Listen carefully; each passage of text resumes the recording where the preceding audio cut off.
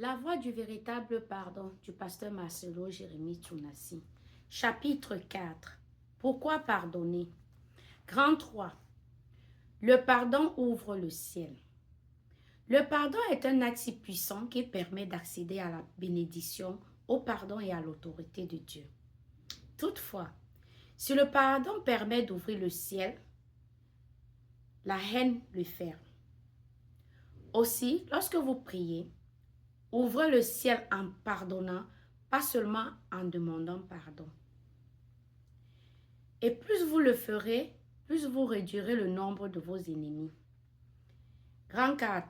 Le pardon réduit le nombre des ennemis. Nous aurons toujours des ennemis. Cependant, il faut les réduire autant que possible. Certains se plaisent d'avoir des ennemis à droite, à gauche. C'est dangereux, car ils en viennent à en oublier certains. À l'instar d'Achille, héros d'une grande force de la mythologie grecque, qui a été tué par une flèche empoisonnée au talon par un ennemi dont il avait déjà oublié jusqu'à l'existence, alors que c'est lui qui avait tué son frère. Cet ennemi connaissait sa faiblesse. Pour l'atteindre, il a visé le point vulnérable de son corps, son talon physique. D'où l'expression métaphorique, le talon d'Achille, employé pour désigner un point faible, une faiblesse physique ou encore pour faire référence à une caractéristique qui peut mener une personne à l'échec ou à sa perte.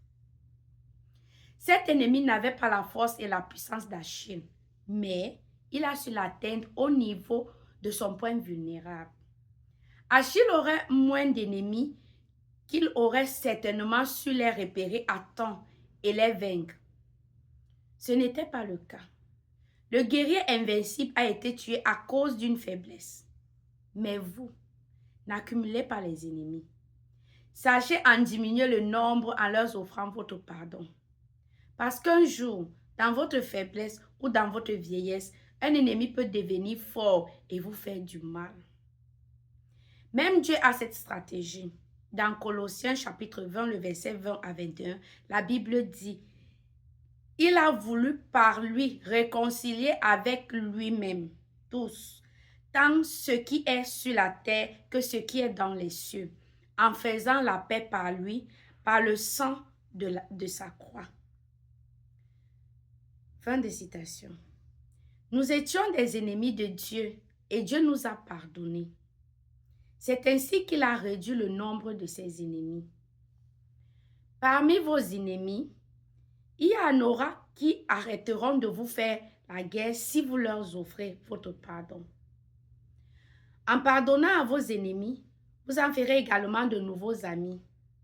Certains seront même comptés parmi les meilleurs parce qu'ils sauront quantifier et apprécier la nouvelle relation qu'ils entretiendront avec vous. Et celle-ci se bonifiera avec le temps.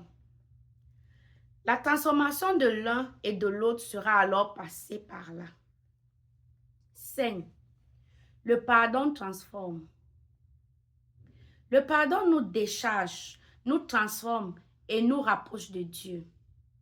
Il nous permet d'entrer dans sa présence. La Bible dit que ma maison sera une maison de prière. Isaïe chapitre 56, le verset 7 et Matthieu chapitre 21, le verset 13. Et nous sommes la maison de Dieu. Notre vie, notre cœur doivent être un lieu de prière, car il est écrit, priez sans cesse. 1 Thessaloniciens chapitre 5, le verset 17. Prier nous met en communion permanente avec Dieu. Le corps du chrétien est le temple du Saint-Esprit de Dieu, où le parfum des prières doit demeurer. Mais s'il est dans la haine, s'il a des prisonniers dans son cœur, il devient une prison.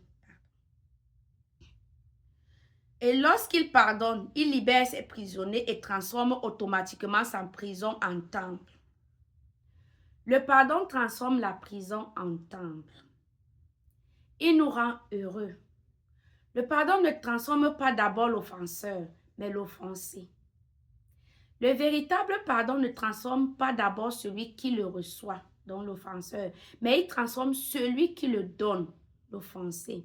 Car c'est ce dernier qui, en offrant son pardon, cesse d'être une prison et devient un temple. Et c'est ce temple qui reçoit la Shekinah, c'est-à-dire la gloire de Dieu, entre parenthèses, la présence approbative de Dieu qui se concentre sur une personne dans un lieu donné, pas la prison. C'est un pardon qui nous réconcilie avec Dieu. 6. Le pardon réconcilie avec Dieu. Même si vous n'êtes ni dans l'impudicité ou le vol, ni dans la sorcellerie ou le mensonge, vous serez séparés de Dieu si vous ne pardonnez pas. Tout simplement parce que vous avez la haine pour une créature de Dieu.